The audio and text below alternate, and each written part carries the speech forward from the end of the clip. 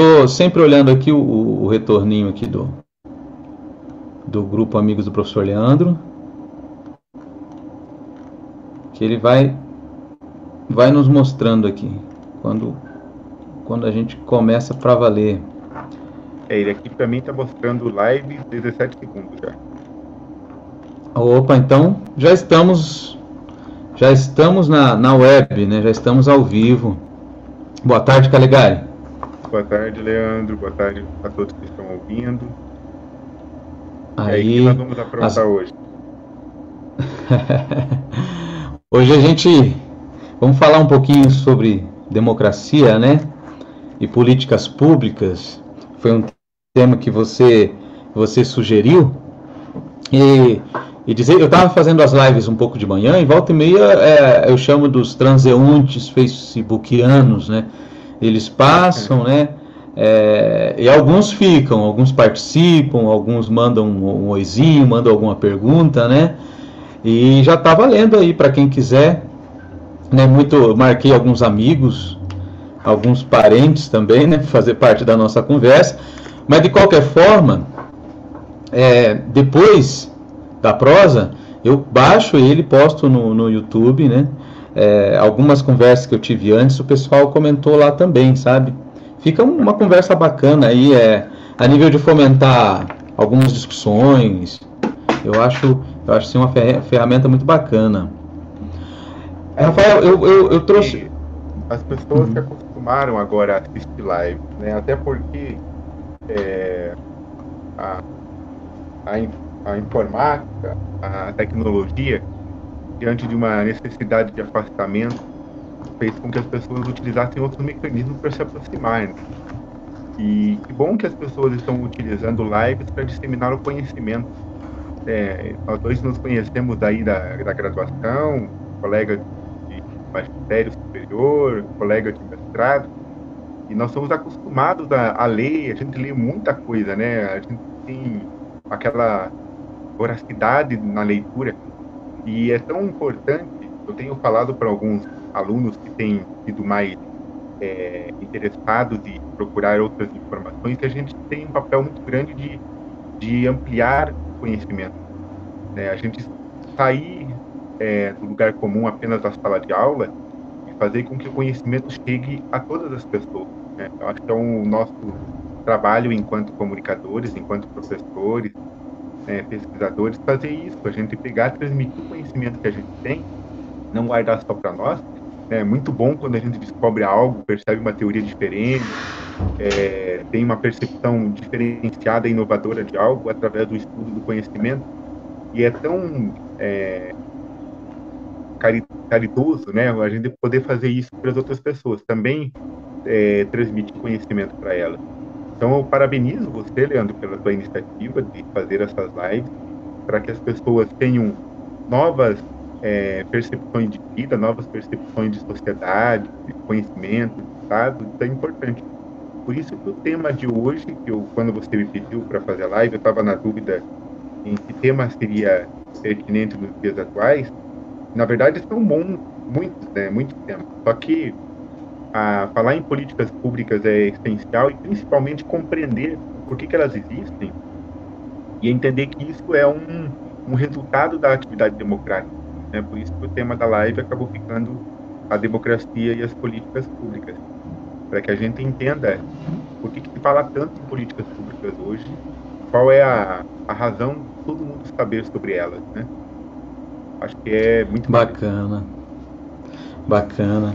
Olha aí, eu vou começar, Rafael, até para fomentar a nossa conversa aqui, dizer que a conversa aí para o pessoal que tá assistindo a gente aí no meio da tarde, aí que está curtindo essa quarentena, podem mandar questões, né? E podem comentar, podem sugerir, podem criticar, é bem aberto. Mas eu vou passar um videozinho sobre políticas públicas para a gente dar início aí à nossa conversa, para a gente, vamos dizer assim, começar uma prosa aí.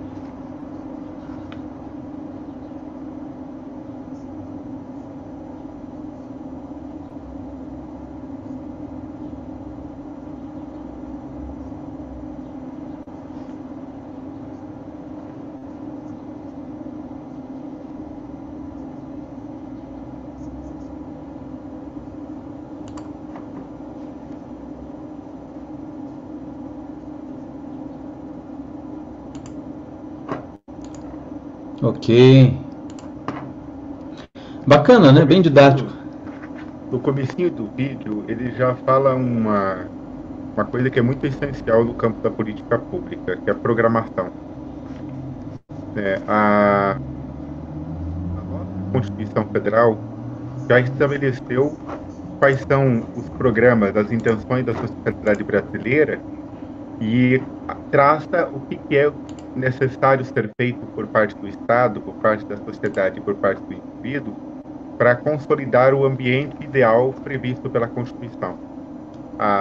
É raramente dito isso, né, Leandro? Mas a Constituição, ela não só estrutura o Estado, ela não apenas coloca quais são as organizações dos poderes e como eles devem funcionar, mas ela também tem uma aspiração, ela também tem um desejo, um ideal a ser alcançado.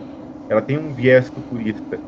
Lá no artigo 3º, ela fala sobre os objetivos fundamentais da República, que é construir uma sociedade livre e solidária, desenvolver regionalmente o país, reduzir as desigualdades sociais e regionais, promover o desenvolvimento nacional e promover o bem de todos, sem qualquer discriminação.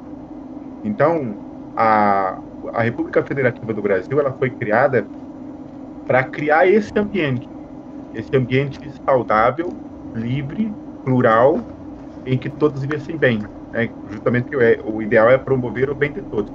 Agora, para promover o bem de todos, tem que praticar inúmeras ações. E aí, no vídeo, ele coloca ali a programação das ações do Estado, porque o Estado tem que saber ouvir o povo, saber bem representar o povo, para que ele venha a agir para concretizar aquilo que o povo deseja. E isso, naturalmente, demanda programação. Não é uma coisa que se decide do dia para a noite. E também não é uma coisa que dá na cabeça de alguém, assim, por um insight. É algo que tem que ser estudado, tem que ser discutido. Por isso tem tudo a ver com democracia, né? Democracia é um ambiente que promove esse debate entre as pessoas. Bacana, bacana. E interessante isso que você falou aí, que ele tem que ser programado, né? Que deve haver uma agenda, que deve haver um orçamento também. Essa agenda tem em pauta essas restrições financeiras, né? Num sentido de segurança do próprio cidadão, né? Por mais muitas vezes o que eu ando notando é esse paralelo hoje em dia no discurso político entre o público público e o privado, né? De você tentar fazer com que o público tenha determinadas ações e objetivos e intenções muito próximos do que o privado tem, até com a justificativa, muitas vezes até implícita, de que o privado seja mais eficiente, de que o privado tenha uma moral de mercado, que seja mais impessoal, que reserve os próprios fundamentos aí do direito administrativo. Mas eles esquecem, eu vejo muitas vezes, que o objetivo que é do privado. Travou aí para mim, Leandro. Travando. Tá escutando agora? Agora Ok? tô. Voltou? Tá falando do Eu objetivo. falo assim que o objetivo não são os mesmos, né? Objetivos do privado, objetivo do capitalista, do empreendedor, em geral, é maximizar os lucros.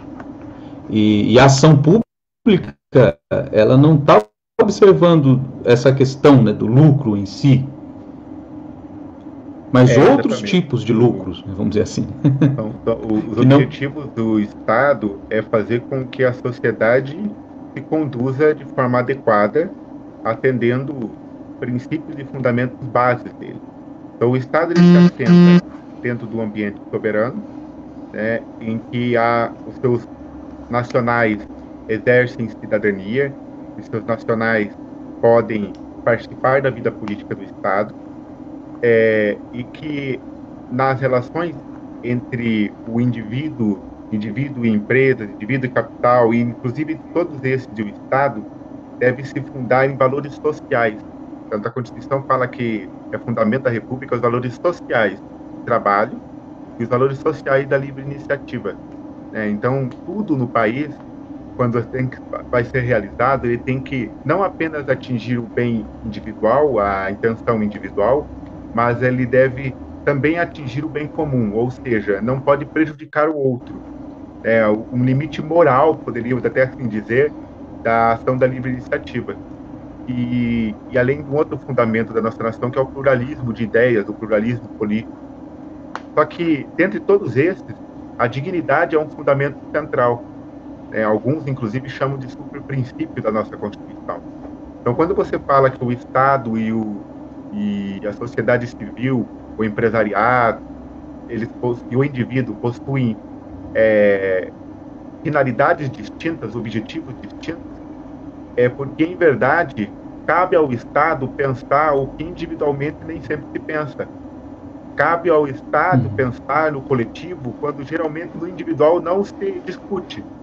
Porque, naturalmente, como você acabou de dizer, o indivíduo, via de regra, ele pensa naquilo que lhe interessa, o empresário naquilo que é o saudável para a sua empresa e, consequentemente, da onde ele possa amelhar os lucros do investimento do seu capital. Então, são todos interesses voltados para si, para o individual. E o Estado, então, deve pensar para o coletivo, mitigando os abusos que ocorram nas mais diversas áreas. E também, lógico, nós precisamos de um ambiente plural e democrático para que o Estado não venha subjugar-nos e impor limites e restrições indevidas, inconstitucionais ao nosso modo de vida e à nossa forma de praticar o lucro, a livre iniciativa. Então, nós temos, ao mesmo tempo, dentro da nossa Constituição republicana, a ideia de que todos nós somos livres, todos nós podemos fazer o que nós desejarmos, nós só somos proibidos de fazer algo que a lei proibir, e nós só somos obrigados a fazer algo que a lei obrigar, e somos nós mesmos, através dos nossos representantes, que fazemos essas regras. Então, o Estado só vai interferir na minha vida individual e na vida da empresa se nós, enquanto indivíduos, enquanto cidadãos, permitirmos na lei e na Constituição. E o Estado, então, ele é um concretizador desse cenário saudável, adequado, equilibrado, em que nós, indivíduos, vamos viver conforme as nossas necessidades e nossos interesses. Não é ser contra o capital, não é ser contra o investimento, contra o lucro, contra o capitalismo. É fazer com que todas essas atividades individuais, empresariais, coletivas, elas sejam pautadas dentro de um ambiente saudável, politicamente falando, para que todo mundo seja feliz, todo mundo viva bem. É o que nós chamamos, inclusive, de estado de solidariedade, né? Então, é o valor social, constitucional de todas as atividades. E cabe ao Estado fazer esse equilíbrio. Só que o Estado somos nós. A gente, às vezes, tem a ideia equivocada de que o Estado é uma coisa muito separada da gente. Por quê? Porque a gente se limita à ideia de que participar do Estado é ir lá votar. Enquanto a gente tem esse raciocínio ainda muito pequeno de que participar da vida política do Estado é ir votar, naturalmente a gente vai continuar distante do Estado. Nós aqui, indivíduos, vivendo nossas vidas, lá o Estado eventualmente tomando as condutas e a gente exigindo que o Estado tome outras. Então se percebe como é um raciocínio que precisamos mudar? Uma conscientização, né? Uma própria ideia de cidadania, né? De entender o que é ser o cidadão e o que é ser o Estado, né? Eu tenho um amigo que ele numa das nossas conversas, um dia ele achou que o Estado poderia ser tomado, sabe? Quando teve algumas manifestações em Brasília, ele achou que o Estado poderia ser tomado como antes no Império Romano, né? Quando você atravessava lá o Rubicão, né? E eu comentei com ele, falei, olha, veja bem, né? Pelo menos, perdoe, é um insight um tanto quanto Foucaultiano, mas um poder em rede. Eu falei, não adianta eles entrarem lá no palácio, ou eles ficarem com Brasília. Eu falei, o Estado, ele é todo o país, né? São todas as pessoas, né? Cada cidadão, ele vai deter aí os seus deveres, vamos dizer assim, e os seus direitos, né? E dentro dos direitos ele tem aí o seu tipo de poder, né? Até muito relacionado com a própria atividade do qual ele tem como função, né? Um exemplo, o médico, ele tem a função dele, assim como tem o vereador, assim como tem o professor, né? E a gente, de certa forma, a gente está sempre dos dois lados, né?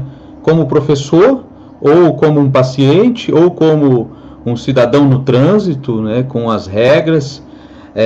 Essa ideia abstrata, né? De você criar aí um ente avesso ao que a gente é, isso é muito estranho. Eu também percebo isso das pessoas, né? Tanto não considerarem como fazendo parte do Estado. Isso é cultural, porque nós passamos por um processo milenar em que nós éramos uma coisa e o Estado ou o mandante era outra. Especialmente dos séculos 14, 15 e 16, em que ainda se imperava em grande parcela do mundo a ideia de um Estado déspota.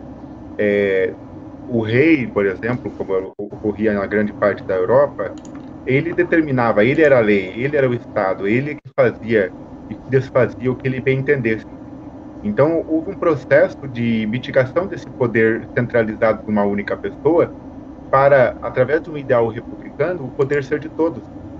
Então, para sair desse processo do poder ser de uma pessoa para o poder ser mitigado de todos, ao mesmo tempo, também seria necessário que nós tivéssemos mecanismos para que esse poder, embora compartilhado, fosse organizado, né?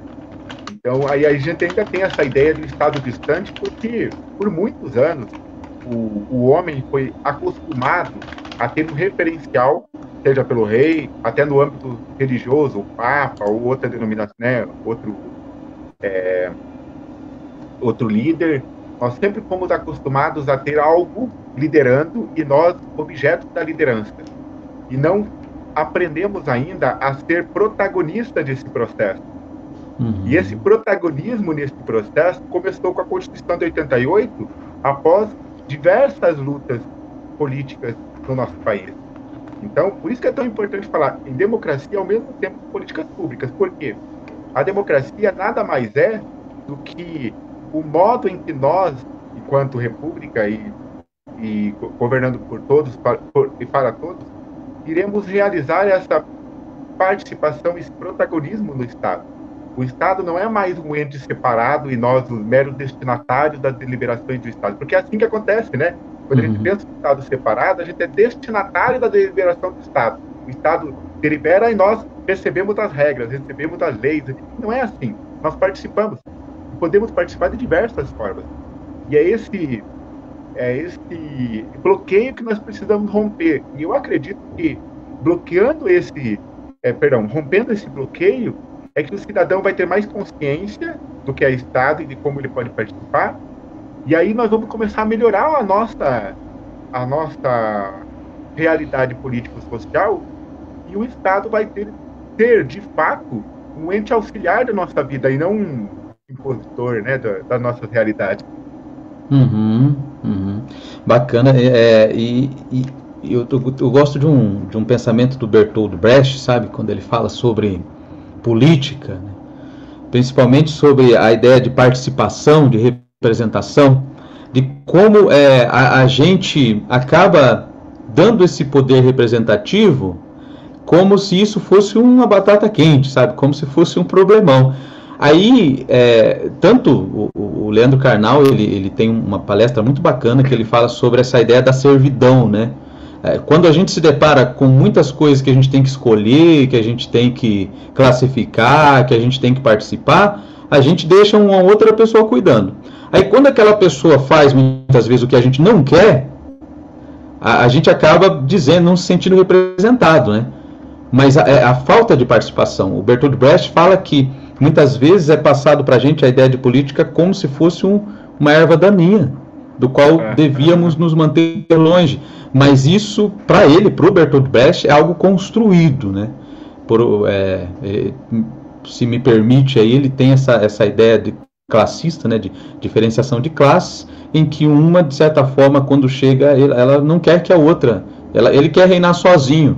Como o professor Candinho já me falou uma vez, muitas vezes a gente fala, eles estão discutindo projetos de lei? Não, às vezes estão discutindo projetos de poder. É quando a gente fala, estou sendo representado ou não, em quaisquer âmbitos, né? A gente está pensando, eu quando falo, penso muito no federal, mas a gente pode pensar isso a nível municipal também, né? Estadual. Sim. É muito interessante essa ideia de projeto de poder, porque na verdade, como nós não somos ainda acostumados, o povo brasileiro ainda não é acostumado a ser protagonista, e nessa perspectiva de delegação da vontade, né? Como você falou exatamente o ponto central do problema, né? Nós somos muito preguiçosos politicamente. E aí aqueles que têm, em razão de seus destacamentos políticos ou financeiros, a condição de estar dentro do meio político, dentro do ambiente de decisão, ele naturalmente não quer sair dele, porque é muito mais confortável. Então, muitas vezes, é justamente o que você falou, e eu concordo com o professor Pedro, são disputas de poder, de quem vai poder mandar mais e dizer qual é a palavra final, e não especificamente daquilo que é interesse para resolver as circunstâncias da sociedade. Isso é muito claro, até quando a gente acaba percebendo uma ou outra discussão no âmbito legal, se deve ou não deve fazer alguma coisa, e você fica pensando, eu não acredito que eles estão discutindo isso. Mas, na verdade, eles não estão discutindo o assunto, eles estão discutindo o poder e quem que vai decidir, quem vai mandar na coisa toda. Rafael, a gente tem aqui um olá, eu acho que é de lá de Ponta Grossa. Opa! da sua sogra, da Marilu Merico. Opa! Um abraço pra sogrinha. Aí, tem que falar, né? Senão já sabe depois, né? É interessante, sabe? E uma das coisas que eu comentei aqui em casa, né, foi como nós estávamos aqui, nós estamos passando por um momento em que até os mais despercebidos, né, eles estão notando o quanto que, por exemplo, uma ação, uma decisão política influencia no dia a dia, no cotidiano da gente, né? Agora mais do que nunca, né? Um exemplo disso são os decretos. Por exemplo, nós estávamos com um decreto aí de fechamento do comércio numa quinta-feira, aí de repente saiu o ministro da Saúde e de imediato já saiu uma comunicação aqui na cidade reabrindo. Eles reabriram na sexta já, né? Aí com ressalvas, com cuidados, etc. e tal, mas eles já abriram. Nós estamos vendo aí como que as pessoas que a gente escolhe para representar, e eu espero que as pessoas comecem a ter, isso acho que é um pouco do trabalho nosso como professor, essa consciência, né, de que se você colocou o indivíduo lá, dependendo do posicionamento dele, vai ser a escolha que ele vai fazer. E isso vai tomar o impacto geral, né, toma proporções gigantescas. Sim, a gente consegue perceber o alinhamento político, ideológico de um indivíduo durante a sua campanha ou pela sua trajetória de vida, né? Uhum.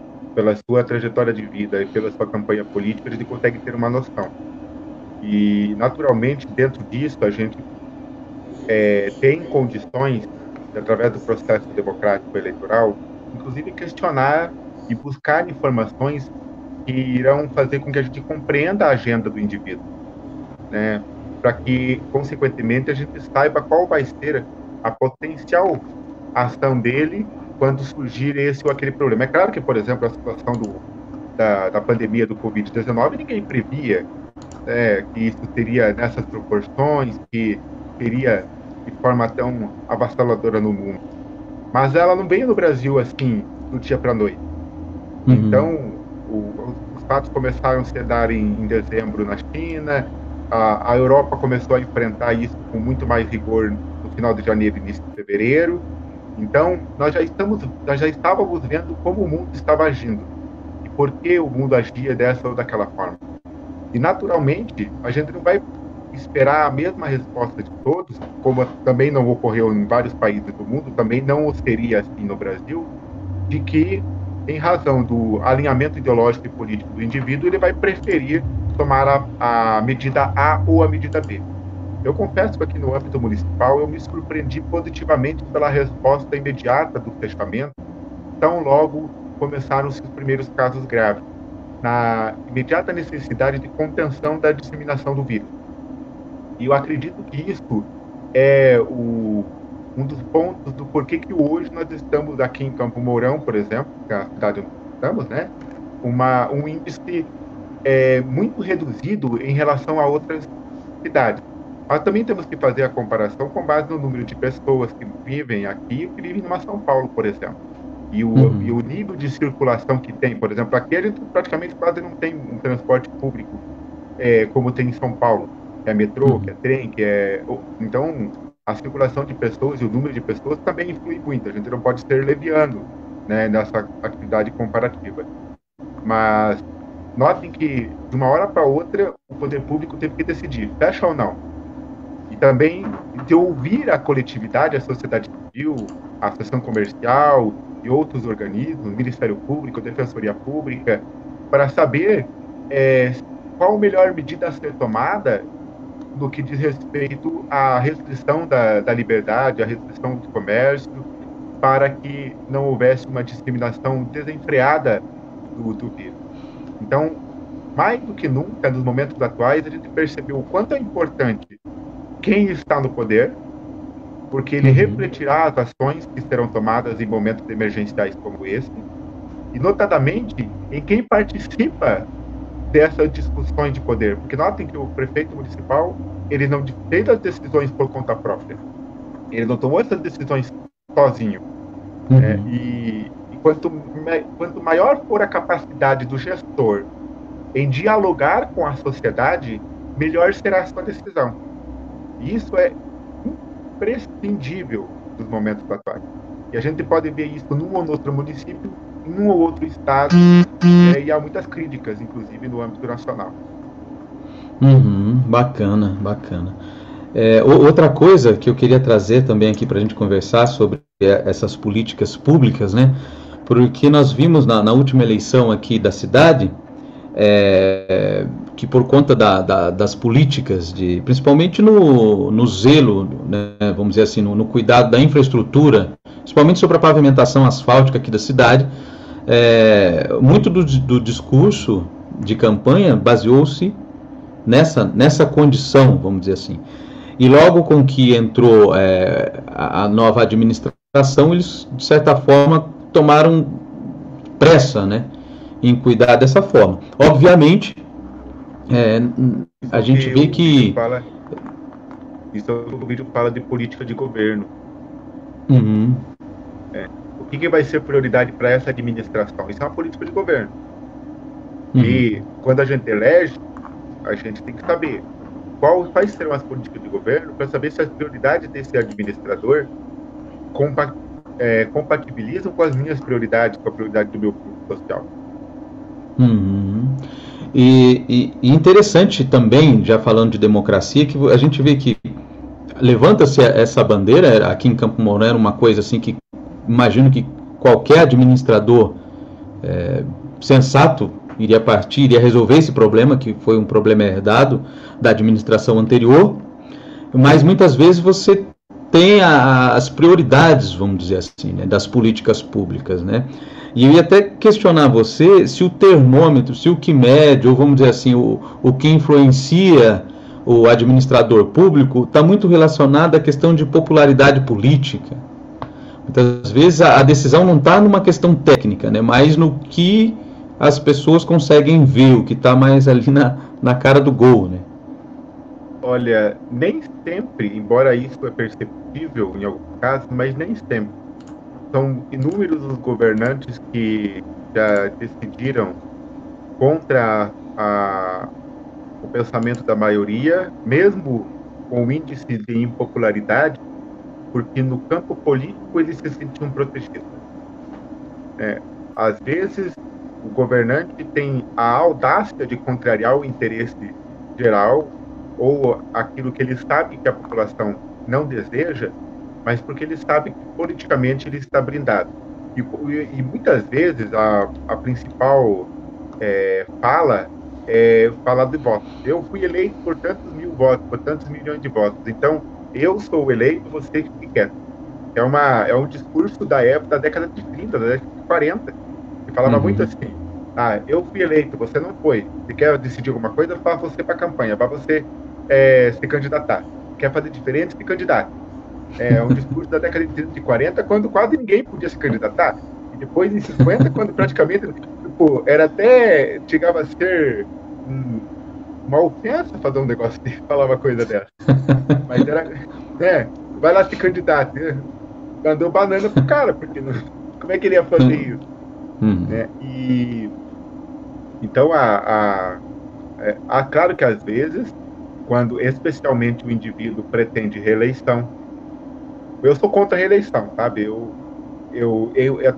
concordo politicamente ela exista por a continuidade da administração, mas eu estou ainda assim muito reticente com a reeleição, porque via de regra na história constitucional brasileira a gente vê isso, que o governante no final do seu mandato ele se preocupa com a reeleição e não com o seu governo. E aí ele começa a fazer aquilo que agrada aos olhos da população, mesmo que isso afunde em dívidas, mesmo que isso seja impagável, mesmo que isso afete outros orçamentos, mesmo que isso impeça a boa prestação de outros serviços públicos, talvez até mais urgentes que aqueles outros. Tanto é que às vezes a gente tem a audácia de sugerir para um representante político que ele faça essa ou aquela coisa, e ele ainda também tem a mesma audácia, né, da gente de responder: mas isso não dá voto. Isso não vai me dar voto. Ele pensa na carreira política. Ele não pensa no governo, no ato em si. Né?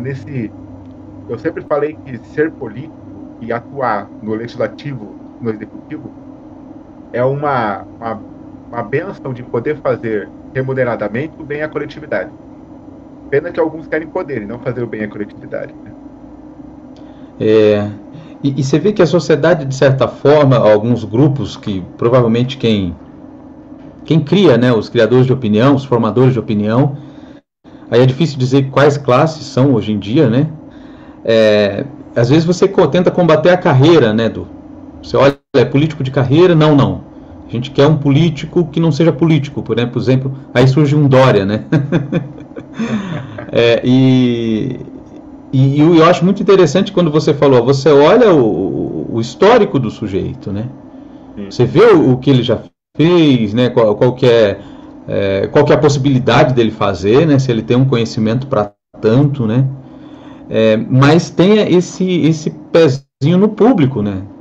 Nem todo mundo que é do setor privado se dá bem na esfera pública como administrador, né? Porque são outros mecanismos, toda uma mecânica, né? Toda uma economia, vamos dizer assim, uma engenharia diferente. Sim, exatamente. A forma de você prever o gasto e executá-lo é muito diferente. Uma coisa é você ter lá os seus milhões de uma conta corrente da sua empresa e você verificando o seu balanço, você sabe que você tem disponível uma quantidade de X e decidir daquela quantidade e investir em novos equipamentos. E amanhã você está comprando novos equipamentos. Acabou, a decisão é tua, o negócio é teu e ponto final. E aí, geralmente, a pessoa é um excelente gestor assim, porque ele sabe o mecanismo do seu negócio, ele sabe como que funciona. Mas no âmbito público não é assim, porque o dinheiro não é ele que decide. O dinheiro quem decide é o legislativo. Porque o executivo, ele executa o orçamento, ele não faz o orçamento. Executa. Então, o legislativo, ele propõe o orçamento, o legislativo analisa, verifica quais são as políticas de Estado que estão sendo realizadas, para que aquele valor seja útil e necessário para os fins a que o Estado se presta a realizar. E o gestor tem que cumprir aquilo. Ele não está ali simplesmente para fazer a sua bela e boa vontade, conforme a cor dos olhos de quem ele olhou no dia. Ele precisa cumprir aqueles mandamentos legais que foram traçados. Ele precisa atender os direitos sociais previstos na Constituição, ele precisa atender as políticas públicas que já foram criadas e estão implementadas, porque diversas pessoas dependem delas. Ele, lógico, com base na programação, ele precisa discutir, analisar e definir o aprimoramento dessas políticas públicas, porque, claro, ninguém é perfeito e não existe política pública perfeita, elas estão sempre em constante evolução, isso é importante que se diga, e esse é o papel dele. O papel dele é ler a realidade da sociedade, identificar os problemas públicos. Identificando os problemas públicos, ele planeja como ele vai resolver os problemas públicos dentro do orçamento que ele tem, dentro das obrigações legais que existem. E aí ele vai, então, implementar essas políticas públicas e dentro de todo esse processo tem que ter participação popular. E é aí que a galera não se atentou ainda, Leandro. Não é simplesmente ele decidir e ponto. Muito gestor não gosta disso, não gosta de saber que vai ter que fazer uma audiência pública, vai ter que ouvir a sociedade, vai ter que ouvir os experts no assunto. Muitos não gostam disso e não têm essa ideia porque eles querem ainda o poder, o mandar, o decidir por conta própria. Sim, não passaram sim. ainda. Eu vi um discurso aí, sem citar nome aqui, de um gestor, ele fala dessa dificuldade. Fala, antes era mais fácil, né? Mas esse mais fácil não é que é mais fácil, né? E na realidade antes, talvez aí pelos próprios gestores ou a própria sociedade acabava deixando passar certas coisas que não deveriam ser daquela forma, né? Um exemplo gritante são as questões, por exemplo, de licitação ou de utilização do bem público, né? Mas a coisa começa a crescer e o pensamento, de certa forma, o conhecimento começa a ter mais focos de conhecimento, né? Eu penso assim, eu tenho uma política, Rafael, algumas pessoas elas acham ruim, falam, olha, você tem que diminuir as vagas, por exemplo, para direito, porque num sentido de reserva de mercado, porque antes era uma maravilha, né? Você nadava de braçada sozinho. Ainda tem, quem quiser fazer isso, tem os rincões do Brasil, né, que precisam aí de mão de obra para expandir, para começar. Mas aqui na nossa cidade, como tem, por exemplo, o curso, você acaba tendo mais profissionais. Mas ao mesmo tempo você também começa a ter mais pessoas capazes, né, de falar, olha, isso daqui não está certo, de cobrar do Ministério Público, né, de estar ali junto com o Observatório Social, junto com a mídia, né, cuidando, atento ao que a mídia pode falar, pode não falar, etc. e tal. Nesse sentido, eu trago uma frase bacana, um pensamento de um compositor que a gente gosta, eu sei que você gosta também, que é o Chico Buarque, que ele fala da música e depois ele fala da política. Ele fala, olha, a música que está rolando hoje em dia na rádio, nos carros, não é a melhor, mas é a música que se faz aqui. Né? Se você volta na década de 80, escutava só coisa lá de fora, né? E ele fala, e hoje em dia também as pessoas no impeachment, por exemplo, o processo de impeachment, a votação, nos bares aqui da cidade, você passava e na televisão estava passando a votação, sabe? Né? Então, é claro que a gente queria que a coisa não nivelasse tão, não demorasse tanto para crescer, para desenvolver. Mas são sinais bons dentro de uma crise, né? Para a gente não olhar só as coisas ruins, né? São sinais bons, quer dizer, se essas... Eu acredito que o ser humano ele está em constante progresso. Eu acredito, inclusive, que no máximo ele fica estacionário. Mas retroagir é uma coisa que o ser humano não gosta. Em nada, nem economicamente. Em nada principalmente. Ele gosta. Principalmente. Ele não gosta de retroagir. Então, ou ele fica estacionário ou ele vai progredir. E o ser humano, ele gosta de progredir sempre para que algo lhe traga mais conforto, que seja melhor, que seja mais justo. Esses ideais de justiça, de igualdade, né, equidade, eles vão crescendo na sociedade brasileira, de modo geral. E as pessoas passam a ser mais questionadoras. O acesso ao conhecimento faz com que isso ele se torne mais lapidado. Mas a gente não pode se enganar achando que puramente o acesso direto ao conhecimento vai resolver isso, porque não é só o conhecer, é compreender o conhecido, é entender o que se conhece. Porque às vezes a pessoa tem uma informação, interpreta do jeito que ela quer e pronto. Passa do resto. Né? Do jeito que lhe convém, né? Exatamente. Então, e aí você acabou de falar uma frase muito peculiar, do jeito que lhe convém, porque ainda somos muito individualistas e muito egoístas no modo de ver as coisas, né? Então a gente tem que se desprender disso para conseguir compreender a sociedade. E aí agora, note, Leandro, que esse processo de pertencimento, de conhecimento, de ação social, ele é uma modificação de uma democracia meramente representativa, que você ia lá, votava e a pessoa que era escolhida fazia o que tinha que fazer, para uma democracia participativa, onde, além de votar em quem vai atuar no poder público, existe também aquela pessoa que vai participar dos conselhos municipais, vai participar das audiências públicas, que vai participar das eleições, que vai participar do debate, vai fazer pergunta para o candidato, né? Que vai fazer uma associação, uma ONG, participa do observatório social, por exemplo. São diversas formas de participação da vida política, e isso tem feito com que as pessoas se tornem um pouco conscientes em maior grau, ainda não eficientes em todo, mas mais conscientes em maior grau sobre a sua atividade política, do que é realmente democracia. Para isso repercutir em melhores políticas públicas, para atender melhor a sociedade. O que se compartilhou aí, né? Exatamente, é o que lhe convém, né? Que a gente estava falando. Direto. Direto. Às vezes vem uma notícia no WhatsApp para mim. Rapaz, que tempo em que... E aí eu pego, olha, não é possível. Eu faço todas as 1000 conferências possíveis para saber se aquilo é verdade. De cada 10 vezes que eu faço, eu perco um tempo do caramba para provar que é mentira. Rapaz do céu. Remunerado, pelo menos, para isso. Eu costumo pensar assim, sabe? Tem algumas pessoas que elas fazem...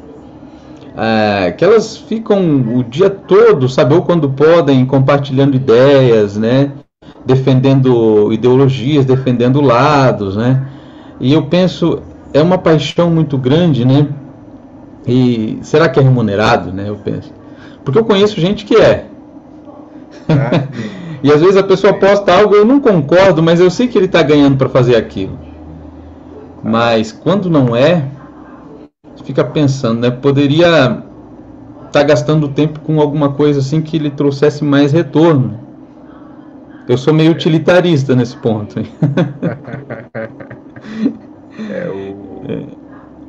Eu estava conversando com um colega, ele é professor da Federal do Paraná, e ele comentou que a gente tem que saber separar mesmo o que é conhecimento e o que é informação. Nós temos muitas informações. E as pessoas, às vezes, nas suas redes sociais, no WhatsApp, divulgam informações, verdadeiras ou não, mas o conhecimento, a discussão, o diálogo dele é mais difícil de se ver. É bem mais difícil de se ver. Uhum. É um tempo E você difícil, né? percebeu que antes eu tenho momentos em que eu me posiciono politicamente. E eu gosto de posicionar, eu gosto de mudar o cenário. Então, estava acontecendo as primeiras ações contra o governo do Partido dos Trabalhadores. Eu primeiro quis analisar para antes de me manifestar. E aí me manifestei de forma enfática contra alguns posicionamentos e a favor de outros. E aí na campanha eleitoral presidencial também eu demorei para me manifestar. E atualmente no atual governo, tanto federal, municipal quanto estadual, também me demorei a me manifestar. Mas sabe por que é isso? Não significa pura e simplesmente uma questão de omissão. Mas é primeiro porque você tem que dar sempre ao outro o benefício da dúvida. O segundo, porque você tem que dar ao outro a oportunidade de mostrar o seu trabalho, o seu serviço, a sua pretensão. E o terceiro, porque você também tem que saber ouvir mais do que falar, saber interpretar mais do que querer ensinar. Porque esse é o papel do professor, o papel de quem divulga conhecimento. É também estar apto a receber informações, saber ponderar sobre tudo, até sobre aquelas coisas que não lhe aprazem muito bem. Só que às vezes eu acabo tendo meus picos de revolta. E ultimamente eu estou num pico de revolta no âmbito federal, que quem acompanha eu no Instagram está percebendo. Porque tem coisas que saem da linha do razoável, e aí quando saem da linha do razoável eu sou um pouco mais empático. Mas isso é participação política. Não é só ir lá e votar, Sim. né? Tem que saber se manifestar. Sim, sim, tem coisas assim que a gente não acredita, né? De tá vendo e de estar ouvindo, sabe? É algo assim que há um bom tempo atrás, jamais, se fosse para a gente fazer uma projeção do que seria falado a nível de discursos, né? A gente estaria, ninguém ia Eu acertar, conheço, sabe? eu conheço pelo menos umas 15 pessoas que mas só desciam a lenha no Bolsa Família. Uhum. 15 pessoas. Eu tenho 15 conhecidos, pelo menos. É mais, tá? Mas só para ser gente boa. E Uhum. que agora estão reclamando do quando que tá vindo o auxílio emergencial, que não veio ainda o auxílio emergencial, e desesperados pelo auxílio emergencial. Pois é, hoje o que é o auxílio emergencial para essa pessoa era o auxílio emergencial para diversas famílias durante muitos anos. Né? É quando a água bate na bunda de alguns, e aí eles percebem a necessidade das ações do Estado, que é aí que eles abandonam o discurso contrário às atividades sociais, né? Alguns outros Uhum. que questionavam bastante o Estado não deveria intervir de forma alguma na economia, que a mão do mercado, a mão invisível regula tudo. Curiosamente, começaram a questionar quando é que o Estado vai fazer novos refinanciamentos de tributos, se o Estado vai adiar pagamento das dívidas fiscais, se o Estado vai dar recursos e auxílios para as empresas, porque elas precisam sobreviver em razão da queda de consumo ou em razão da restrição de comércio, e elas precisam auferir os seus capitais. É curioso como, de repente, o barco virou, né? As pessoas começaram a querer respostas do Estado. É muito Uhum. curioso. O peixe morre pela boca, né? E tá difícil, morre. E tá difícil a situação para aqueles que defendem um Sim, liberalismo muito, muito. raiz, né? O O liberalismo lá raiz. da Inglaterra é o liberalismo raiz que eles defendem, né? E nesse caso o raiz não é igual música, né? Que o raiz Uhum, é coisa que a gente gosta, né? Mas exato. o professor Candinho falou algo bacana. Ele falou que o Guedes, né? Vou citar nomes aqui, ele dormiu com Friedman e acordou com o Keynes. Aí eu falei, lascou, né? Não deve ser fácil acordar, olhar do lado e o Keynes está ali junto com ele, né? E, e não tem outra alternativa, né? O Estado ele não há lógica, né? Não tem como. E eu vejo que só que essa ideia do liberalismo ele não fica só no âmbito econômico, porque eu vejo que Não, muitos também. desses esses nossos administradores, eles acreditam que muitas vezes, até no caso da epidemia, do isolamento, dos cuidados, muita gente acha que a coisa vai passar se você não ligar, se você não fizer nada, né? Como se o vírus fosse uma entidade política também, ou um agente econômico, né? Um agente que maximiza as suas... eu fico... volta e meia eu me deparo com essas situações, né? E fico estarrecido também, né? É difícil. Agora, as pessoas hoje... Pode falar. Veja que as políticas públicas, elas devem ser discutidas e implementadas dentro do prisma dos problemas públicos, daquilo que é necessário resolver na sociedade. E existem, naturalmente, políticas públicas emergenciais que ocorrem quando a sociedade ela é surpreendida com fatos da natureza ou com circunstâncias econômicas, políticas sociais que não eram previstos pelo administrador. Vamos aí colocar, então, justamente o momento atual, que é a pandemia do Covid-19. Como eu falei para você no começo, alguns minutos, perdão, é que não tinha como a autoridade pública falar que, olha, a gente foi pego de surpresa. Isso é mentira. Tá? É uma mentira deslavada. Tá? Porque a gente já estava, 1 mês e meio antes, estava vendo o problema pipocar em outros lugares do mundo. O que faltou? O que foi imprevidente por parte dos gestores públicos? Isso em todos. Isso não é o gestor A ou o gestor B. É todos. Por quê?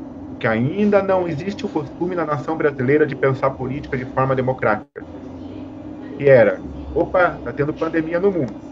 Vamos ouvir as nossas experts em saúde. Vamos conversar com os professores, com os cientistas de saúde para saber o que é preciso ser feito. Vamos reunir, vamos conversar em âmbito local, estadual e federal com as autoridades públicas de saúde. Vamos dialogar entre os secretários de saúde e os secretários de economia. Vamos discutir o que será necessário, o que os outros países estão fazendo e se for ser feito, se for realizado no Brasil, quais são as possíveis consequências, como que eu mitigo elas, quais são as políticas, então, de assistência que eu vou ter que tomar, porque as pessoas vão parar de trabalhar, as empresas podem fechar. Isso é uma coisa para começar a dialogar ali, no primeiro bater no relógio. Não é ficar esperando o vírus vir.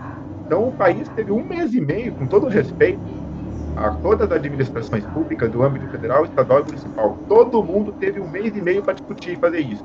Só que é aquela velha ideia de que o cara que foi eleito é ele que decide ponto final, né? É ele que determina, porque as pessoas o escolheram como o salvador da pátria, enfim.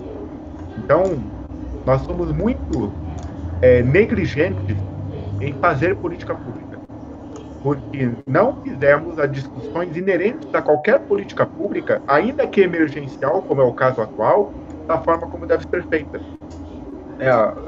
Enquanto como se eu fosse um gestor público, a primeira coisa que eu tinha que feito, vamos marcar uma audiência pública aí, vamos mandar para o Conselho Regional de Medicina, vamos ouvir os especialistas, vamos botar todo mundo na roda, vamos bater papo sobre isso, vamos ver quais são as ideias que vão aparecer e começando a implementá-las.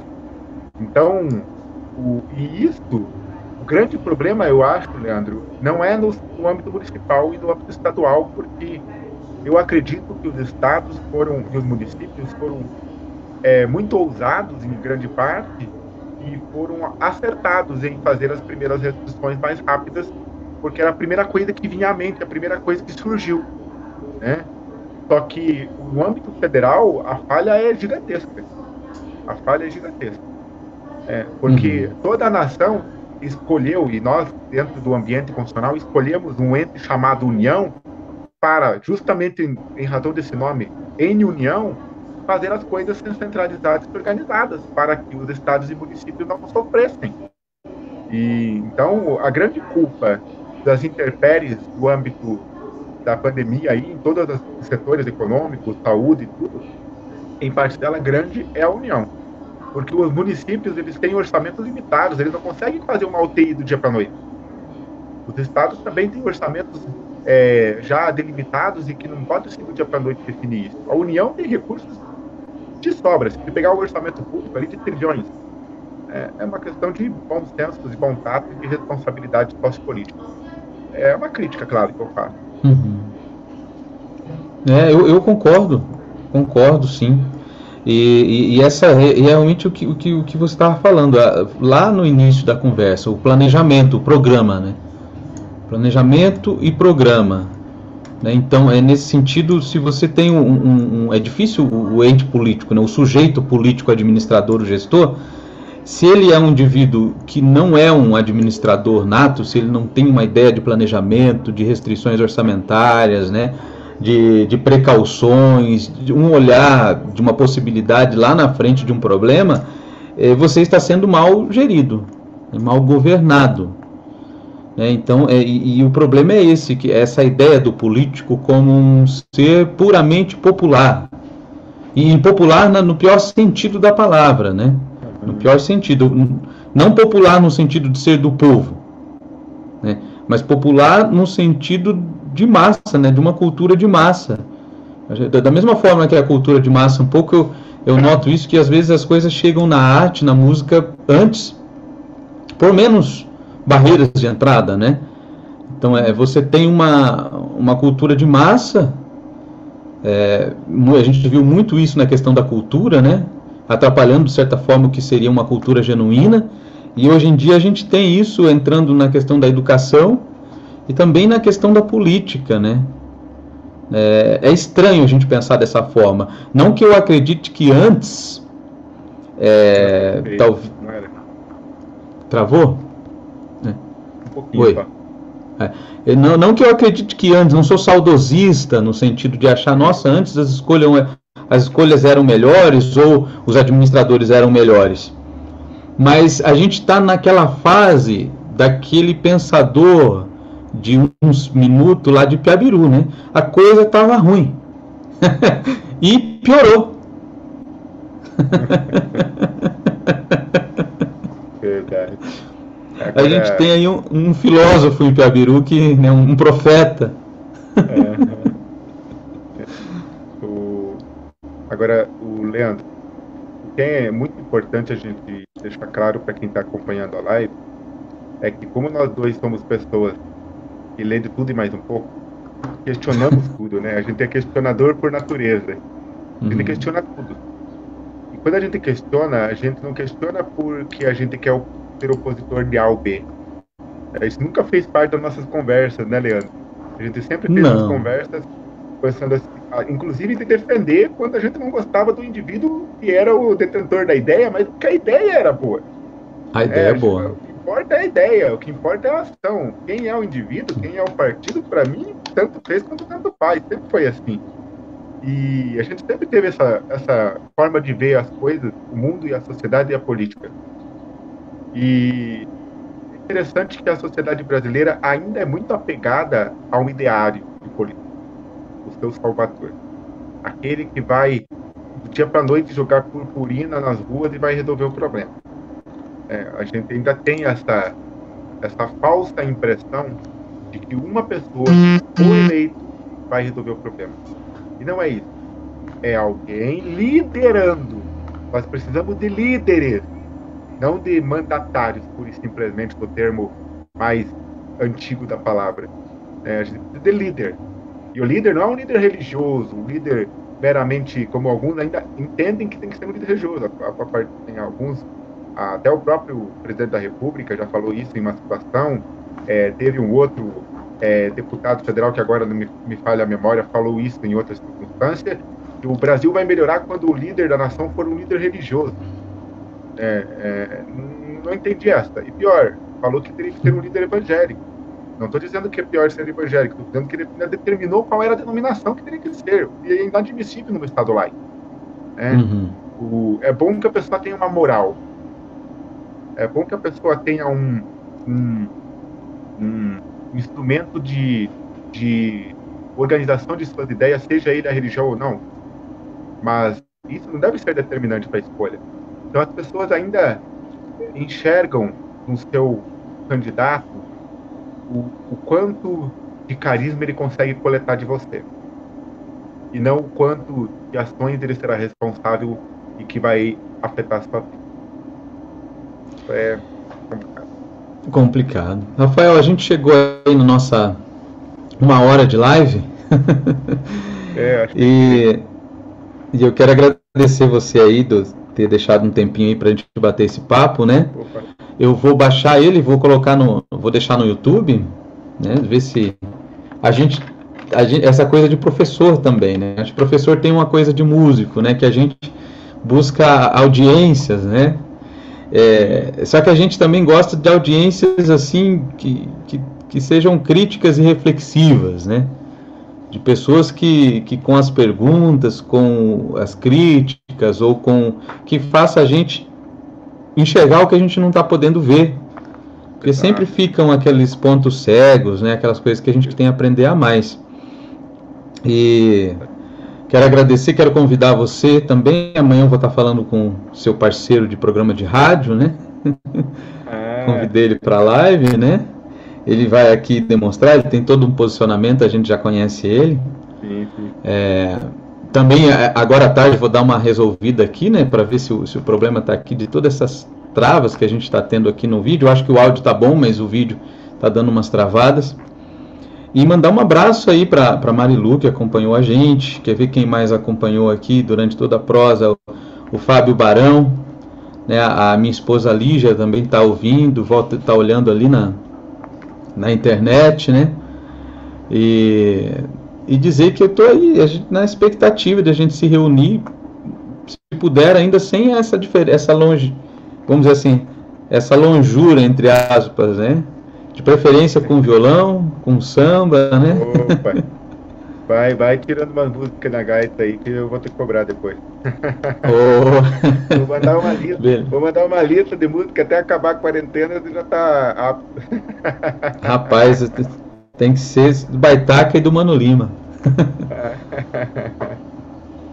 Beleza. Obrigado pelo convite. Espero que eu tenha ajudado com algum conhecimento e algum esclarecimento. O que é importante a gente colocar um pouquinho da nossa visão, e é sempre bom deixar claro que a visão ela não é perfeita. Como você acabou de falar, né, as críticas, as observações, elas sempre são bem-vindas, porque às vezes um olhar diferenciado pode complementar e aperfeiçoar a nossa visão, ou até mudar ela, justamente. Eu, quando entrei na faculdade, eu era defensor da pena de morte, você acredita? Eu nem vou... pena de morte quando eu entrei na faculdade. Rapaz, e hoje eu sou absolutamente contra. Então tem coisas que eu pensava há alguns anos atrás e que hoje eu acho absurdo. Todos nós temos essa possibilidade de se melhorar e de se remodelar e se reconectar com a sociedade com as coisas que são adequadas, né? Todo mundo erra, todo mundo tem essa oportunidade de se aprimorar e se melhorar. Isso é essencial. Isso deve ser o motor das nossas relações sociais, né? Com certeza. Um abraço, obrigado por tudo. Bacana. Até mais. Até mais.